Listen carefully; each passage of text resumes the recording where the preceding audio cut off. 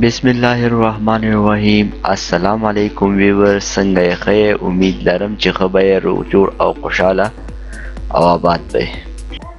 کتونکو، په نننۍ ویډیو کې به مونږ د اسم صفت تعریف او د هغې د اقسامو په باره کې به زده کړه کوو چې اسم صفت څه دی او د هغې کم اقسام دي. د اسم صفت په اردو کې تعریف څه داسې دی چې وہ اسم جو کسی دوسرے اسم کی خوبی، خامی، اچھائی، برائی، مقدار، تعداد یا نسبت کو ظاهر کرے اسم صفت کہلاتا ہے. اسم همونگا پیجنو چې د چا نوم یا د یو ځای نوم یا د یو څیز نوم ته مونږ اسم وایو، خو چې کله مونږ د دې ښه والي یا بدوالي یا د هغې مقدار، تعداد یا نسبت مونږ معلومو، نو دغې تعداد، نسبت، ښه والي او بدوالي ته مونږ اسم صفت وایو. د اسم صفت مثالونو ته لږ په غور وګوره، دې نه به موږ ته پته ولګي چې کم زموږ سره صفت دی او کم زموږ سره اسم دی. لکه دې کې وایي چې علی بہادر لڑکا ہے، آسمان نیلا ہے. آسمان څه دی؟ نیلا دی، ودی دی. گیدڑ ڈرپوک جانور ہے. باغ پہ سرخ پھول ہے.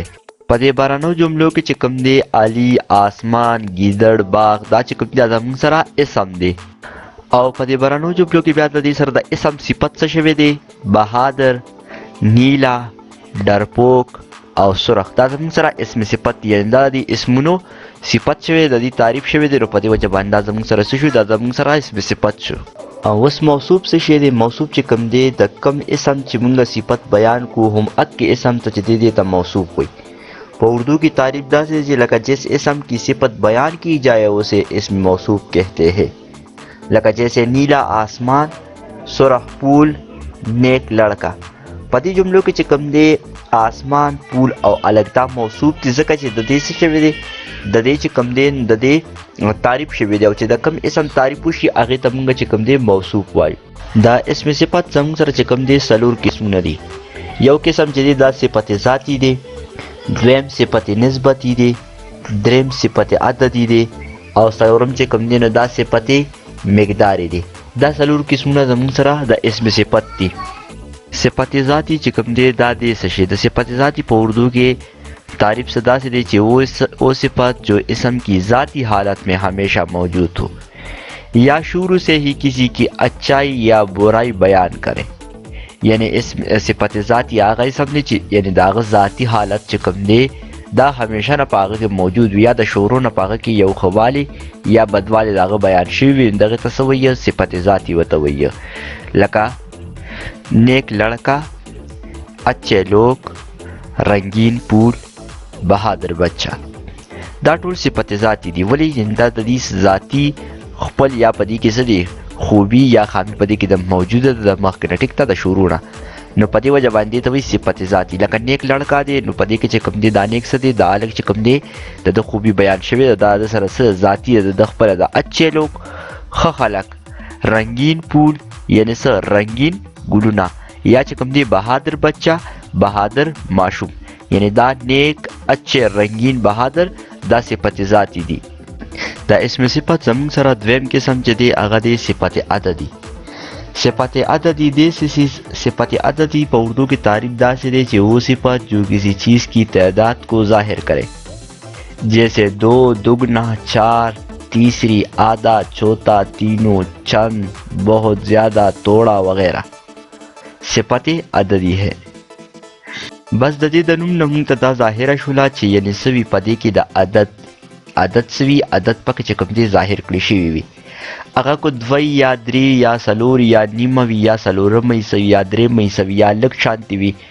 نو دا ټول چې کوم دی زموږ سره صفت عددي. د دې د نوم نه موږ ته پته لګي چې دا د عدد په باره کې موږ ته څه کوي؟ پہچان نه کوي. د دې نه موږ چې کوم دی د دې پہچان کولی شو چې دا صفت عددي دی. دا اسم صفت زموږ سره دریم قسم چې کوم دی هغه دی صفت مقداری.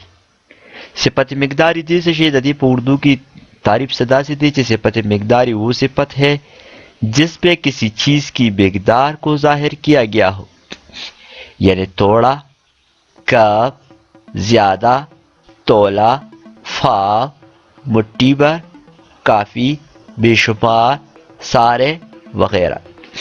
یعنی د دې د نوم نه هم دا ظاهریږي چې دا موږ ته څه کوي؟ مقدار ښیي چې په څومره مقدار کې دی. د یو څیز موږ ته مقدار کو هغه ښایي کو هغه لږي که زیاتي کو تولۍ کو پوي کو کیلوي کو لیټري کو ملیمیټري د دې د مقدار نه موږ ته پته به لګي چې دا صفت مقداري دي او د نوم نه خو صفا ظاهرېږي چې دا موږ ته څه کېږي مقدار یادوي نو چې کله موږ د یو څیز مقدار دا کوو نو دا به زموږ سره صفت مقداري وي د اسم صفت څلورم او اخیرنی قسم چې کوم دی دا صفت نسبتي دی صفت نسبتی چې کوم دی نو د دې په اردو کې داسې قسم تعریف دی چې وہ صفت جس سے کسی کا لگاؤ یا تعلق یا صفت تو نہ ہو بلکہ فرد خاندان شہر ملک کی تعلق کی وجہ سے صفت کے معنی کو ظاہر کرے یعنی صفت نسبت یا تعلق چې د یو اسم سره سوي د دې نسبت وي د دې نسبت ظاهر شي یعنی کو هغه څیز وي ځای وي یا یو کس خو چې د هغې سره نسبت ظاهر شي هغې ته چې کوم دی